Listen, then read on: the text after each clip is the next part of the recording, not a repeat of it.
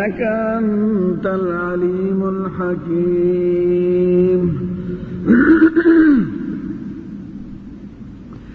نحمده ونستعينه ونستغفره ونؤمن به ونتوكل عليه ونعوذ بالله من شرور أنفسنا ومن سيئات أعمالنا. من يهده الله فلا مضل له ومن يضلل فلا هادي له. ونشهد أن لا إله إلا الله وحده لا شريك له. ونشهد أن سيدنا وسندنا وحبيبنا وشفيعنا ورحمتنا ومولانا محمدا عبده ورسوله. أما بعد فأعوذ بالله من الشيطان الرجيم. بسم الله الرحمن الرحيم. الذين إن مكناهم في الأرض أقاموا الصلاة وآتوا الزكاة وأمروا بالمعروف ونهوا عن المنكر ولله عاقبة الأمور. صدق الله مولانا العظيم. درود شريف واحد. اللهم صل على حبيبك ورسولك سيدنا ونبينا محمد وعلى آله وصحبه. اللهم صل على حبيبك ورسولك. زما عزت مند مشرانو او گرانو رونو دوستانو، د خلفاء راشدینو په باره کې مې ته یو څو خبرې عرض کړې. دا ډومبې جماعت ته د صحابه کرامو او حضور پاک دا حکم کړی دی چې علیکم بسنتی و سنت الخلفاء الراشدین المهدیین من بعدی تمسکوا بها وعضوا علیها بالنواجذ. وی زما په طریقه عمل کوئ او د خلفاء راشدینو هدایت یافتو په طریقه عمل کوئ. هغه ټینګ ونیسئ او تمسکوا علیه داسې ټینګ ونیسئ لکه سړی چې په یو شي چک لګی او کلکی نیولی. نو حضور پاک د خپل سنتو د تابعدارۍ او د خلفاء راشدینو د طریقې او د سنت مونږ ته حکم کړی دی. خلفاء راشدین یو څو کاره کړي دي چې مسلمانانو کې هغه را روان دي او هغې کې مخالفت گمراهي ده. اول دا چې متعه د عمر صاحب زمانه کې په اجماع شوه، وی دا بنده د حضور زمانه کې به متعه کېده د جاهلیت د زمانې، بیا هغه منع کړه. نو بعضو صحابو ته او د کلو خلقو ته خبر نو رسېدلی، نو بیا په خیبر کې منع کړه، بیا فتح د مکه کې دوباره اعلان وکړه، خو بعض خلقو ته بیا خبره نو رسېدلی. نو عمر صاحب ته رپوټونه رانل چې ځینو خلقو متعه کړې ده. صحابه یې راجمع کړل او یې متعه بند دا حضور پاک بنده کړل. متعه دې ته د ایرانیان کوي چې د یوې ګنټې نکاح، د 2 ګنټو نکاح، هغې کې ګواه ته هم ضرورت نه او طلاقو ته هم ضرورت نه او دا ښځې میراث هم نه کېږي. یو سړی یو ښځه په لاره یوځای شي او خبره اتره وکړي، جوړ وکړي د یوې ګنټې دپاره، 2 دپاره، د ورځې دپاره، نو دې ته هغې متعه وایي. ایران ته چې لاړ شئ بعضو اډو کې او په سټیشنونو کې دا ښځې ناست دي، نو متعه کوي. سړي ته وایي ته مسافر یې 2 ورځې بس ما سره اوسېږه، نو هغې خدمت هم کوي او د ښځې د خاوند په شان ژوند تېروي. نو دې ته متعه وایي. بلکې داسې متعه کوي چې د ښځې نه تپوس ته مجد نشته چې ستا خاوند شته او که نشته، خو ته به ورسره د یو ګنټې د 2 دپاره خپل جوړښت وکړي چې هغه وخت تېر شي، ښځه جدا یو متعه پکې هغې ته دوري وایي. یعنی لساته کسان د یوې ښځې سره خبره وکړي. لومبۍ ګنټه به د ده وي، دویمه ګنټه به د ده وي، درېیمه ګنټه به د ده وي، څلورمه به د ده وي.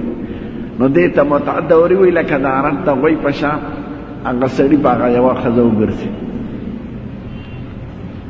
هلته ورته صیغه وایي. زمونږ د حاجیان چې به چېرته په دغې لار تلل مسلمانان پښتانه نو دوی خو متعه نه پېژني. نو ښځې به رالې په هوټلونو کې ورته به وي حاجي زنا مې کوني، حاجي زنا مې کوني، زنا کې که نه کې. نو دوی ته هغې متعه وایي او هغې ورته صیغه وایي. دا به هغې کور. خو د دې خو ډېر نتیجې خرابې. سړی یو ځای ته لاړ شي او یو ښځه ته د ګنټې دپاره وکړي، که د هغې امید وشو نو بیا هغه اولاد بیا څه کوي؟ دا خو لکه پردي جماعت کې چې سړی او دسمات وکړي او خپې وباسي. نو دا وه پخوا هغې به هم د ضرورت وخت کې کوله. بیا حضور منع کړه په خیبر په موقع، بیا په فتح د مکه کې اعلانات وکړه، او بیا هم بعضې خلک نور خبر. نو عمر صاحب را جمع کړه، وی که چا متعه وکړه د زنا حد به پې جاري کوم. دا کوي بعضې خلک اوس. او هغوی وایي دا عمر صاحب منع کړي دي که نه خلکو به کوله. نو چې خلکو کوله خو د زنا ده. پاتې څه شو؟ داسې شوي دي چې یو ښځې نه یو جینۍ پیدا شوې ده او هغه جینۍ لویه شوې ده، بیا هغه پلار ورسره متعه کړی ده. بلکې دا هم وایي که ښځه لویه نی وړۍ جینۍ او هغه د نزدېکت لایقه نه، نو دې ته عمل تفخیذ وایي. هغوی په پتون کې ورسره خپل ضرورت پوره کوه. دا شی بند که عمر صاحب او د ټول امت په اجماع شو، د علماو د پاکانو. نو دا د خلفاء راشدینو عمل دی چې ته به هغې پسې روان یې چې دا شی بند. او د ډېرو نه زیات هغه ملایان کړي دا متې د ټول ښځو د کلي ښځو سره یې کړي، ځکه چې ثواب هم پکې ګڼي. وایي چې چا متعه وکړه نو دومره ثواب دی پکې. نو چې یو عمل کې مزیم وي او ثواب وي نو خلک بیا نه کوي. نو متعه بند دا فیصله. دیم یو مسله کې د صحابو خلاف دا هغه صورتونه خیم چې په هغې اتفاق راغلی د خلفاء راشدینو، هغې نه به اوړې راوړې نه. چې نزدېکت سړي ښځې سره کړي او انزال یې نه شوي، ډسچارج شوي نه، نو ده باندې غسل شته او که نشته. نو ځینو صحابه ووایي چې علی پې غسل لازمیږي چې انزال یې وشي، او ځینو وایي چې نه نږدې شو ښځې ته او صحبت یې وکړه نو ده باندې غسل لازم دی. عمر صاحب زمانې پورې داسې اختلاف هغه یو ځل لا جمع کوي. دا تاسو څه وایئ؟ داسې اختلاف کوئ رستی امت کې خو به زیات اختلاف وي. یو صحابي وی قربان په دې سلسله کې بیبیانو ته علم زیات، نو د هغې نه به تپوس وکړو. نو یو صحابت ولاړ بیبیانو نه به خلکو تپوسونه کول، خو د پردې نه بعد دوی به دننه پرده کې وی، دوی به تپوسونه کول.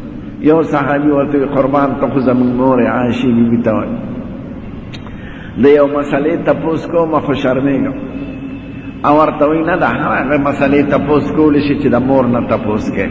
خیر دی ما نه وی صاحب مسله دا ده زمونږ پکې اختلاف دی، که سړی ښځې ته نږدې شي او انزال یې نه شوی نو د باندې غسل شته او که نه وی چې سړی ښځې ته نږدې شو که انزال یې شوي که نه شوي، خو چې دخول یې کړي او صحبت یې کړي نو دوی به غسل کوي.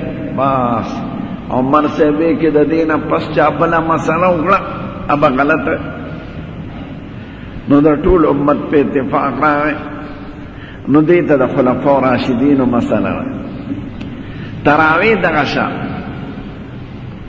تراویح د حضور مبارک زمانه کې په جمع نه دي شوي، صرف 3 شپې شوي او هغه شمیره په صحیح حدیث کې نه راغلی او وخت یې ذکر شوی دی. یو شپه حضور کړی وي 3 میاشتې د شپې پورې، په 2 شپې کړی وي نیمې شپې پورې، په 3 شپې کړی وي پېشمني پورې، بیا هغه نه کولی. بیا سره چې زما په امت فرض نشي او دا به ورته لوی مشکلات پیدا شي. نو حضور د دنیا نه تشریف یوړ، د ابوبکر صدیق زمانه لږه وه، هغې کې خلقو مختلف کول، چا زیات چا کم، چا جمع سره چا ځان له. نو عمر صاحب یو ځل ووت، د هغه بعد خلافت و بادشي وه، هغه د شپې ګرځېده په مسجد نبوي راغی، هلته 2 ولاړ، دلته ولاړ، دلته 1 ولاړ، دلته 15 ولاړ. وی دا ټول په یو دغه را جمع کړو، ټول یې را جمع کړل. زنانو جدا جمع مقرر کړه او نارینهو له جدا. د نارینهو امام یې که ابی بن کعب او د زنانو امام یې که تمیم داری. دا د صحابو نومونه او 6 رکعاته تراویح شروع شو. دا د عمر صاحب د زمانې نه دقه شان 6 رکعاته باندې د خلفاء راشدینو اتفاق راغلی دی. دینه مخالفت کول اوس ګمراهي ده، غلطي ده چې خلفاء راشدینو یو عمل کړي او امت هغه منلي او ټولو صحابه په اجماع کړي، د هغې نه به مخالفت نه کوي. نو متعه بنده شوه، تراویح 6 رکعاته شوې، غسل د جنابت هغه په نفسي نزدېکت باندې راغی، که انزال شوي که نه شوي. بیا د اذان مسله ده، د حضور پاک زمانه کې به یو اذان و د جمعې، دا چې خطیب ته مخامخ اذان وایي دقه اذان به 2 اذانه بس اذان به وویل شو، نبی کریم به تقریر ته پاسه. نو دا خطبه عربی کې هم دغه تقریر، خو زمونږ خلک خو په عربی نه پوهېږي، نو عالمان ورته مخکې لکه د درس په شکل بیانو کې لکه دا مونږ چې کوو، دا درس دی، خطبه نه ده. نو د دې احکام د خطبې نه دی. څه مذهبونو کې دا ده چې عربي به سړی دومره زده کوي چې په خطبه سړی پوهېږي، خو زمونږ خلکو له نه ورځي، مولیانو له کم ورځي، نو لا پاتې عوامو نو دوی د درس په شکل لا مخکې بیان کوي. نو د حضور زمانه کې به چې بانګ وشو هغه به خطبې ته پاسه او خطبې به وویلې، بیا به مونځ شو. د ابوبکر صدیق زمانه کې هم دقه شان وه، د عمر فاروق زمانه کې هم داسې وه چې حضرت عثمان خلیفه شو، نو خاریه لویه شوه او بازارونه جوړ شو او لین دین جوړ شو. نو چې ړومبې خود بانګ به یې واورېد او خلقو به بیا زر تلل، نو نیمه خطبه به تېتلې وه، ځکه چې بانګ اورېدو نه پس اودس کې په هغې وخت لګي. نو عثمان صاحب وی ړومبې بانګ به وایو. نو دا مونږ چې مخکې بانګ وایو دا د حضرت عثمان صاحب د زمانې نه دی. یو هلته یو کور د پاسه یو سړی مقرر کړ چې د خطبې د بانګ نه مخکې یو بانګ وایه.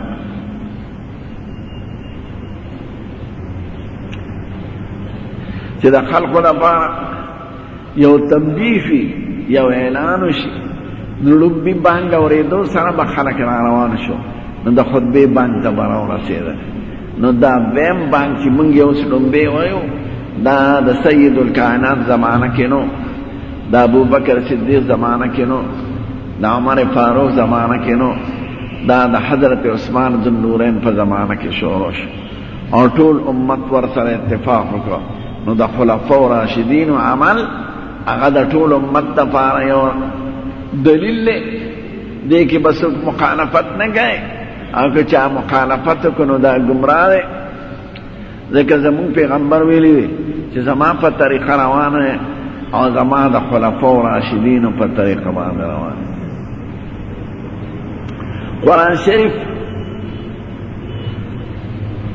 قرآن شریف چې نازلېده هغه وخت یو کاغذ نو، کاغذ 170 هجری کې جوړ شوی دی، اول په سمرقند کې، یعنی 19 کاله پس 19 کاله پس، بلکې 170 نه 100 کاله پس. نو د حضور زمانه کې چې په قرآن شریف نازل شو، نو د هغې مجلس کې چې به څوک صحابه ناستو، هغې ته به یې ویې دا ولیکئ ځان سره. نو چا به په سپینو کاڼو ولیکل، چا به د قجرو په پوستکو ولیکل، چا به په سرمنو ولیکل، چا به په تختو ولیکل، چا به په هډوکو ولیکل، طبقې هډوکي د اشا دا به یې چېرته پیدا کړو. په داسې شکل قرآن شریف پاتې شو. حضرت ابوبکر صدیق چې خلیفه شو، نو مرتدانو سره جنگ وشو، ډېر خلک مرتدان شوي، نو هغې کې لوی لوی صحابه شهیدان شو، حافظان د قرآن. یاد خو ډېرو ته خو په یو ځای لیکلې د کتاب په شکل نو، او یاد عام په دې ترتیبو لکه دا چې مونږ وایو. نو ډېر صحابه پکې حافظان د قرآن شهیدان شو، یو 500 پورې. نو عمر صاحب راغی ابوبکر صاحب ته وایي، وی صاحب دا قرآن شریف را جمع کړو غواړئ، هسې نه چې حافظان نورم شهیدان شي او قرآن شریف پر سره لاړ نه شي. هغه وی دا خو ډېر ګران کار دی، یو عمل چې زموږ ښکلی پیغمبر نه کړی هغه موږ څنګه وکړو؟ وی هغې خو نه کوو، ځکه هغه وخت کې نازلېده قرآن شریف. اوس د هغې د وفات نه پس که مونږ ونه کړو نو څوک به یې کوي؟ دا خو زمونږ په سر دی. بس یو صحابي راوست زید بن ثابت، هغه ته وایي تا به د حضور زمانه کې هغه له قرآن شریف لیکه، او نوجوان او پتا زمونږ اعتماد دی. نو ته قرآن شریف چې چا سره لیکلي یاد خو ډېر ورته و، خو یې لیکلې را جمع کړه. وی صاحب دا خو ډېر ګران کار دی، که ما ته دا ووایه چې دا غر دی بل خوا واړوه نو وبه یې کړی شم، او قرآن شریف جمع کول لا ته ګران دی. او ورته ویو که دا ضروري خبره ده، نورې خبرې پرېږده، موږ به اعلانات وکړو.